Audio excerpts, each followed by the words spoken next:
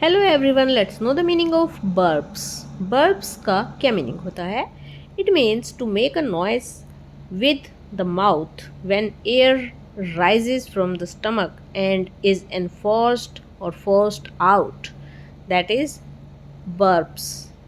पेट की वायु को मुंह से बाहर निकालने के लिए जो आवाज़ निकाली जाती है उस आवाज़ को बर्ब्स कहते हैं। बर्ब डकार मारना या डकार लेना, जो आवाज़ आती है दैट इज बर्ब्स।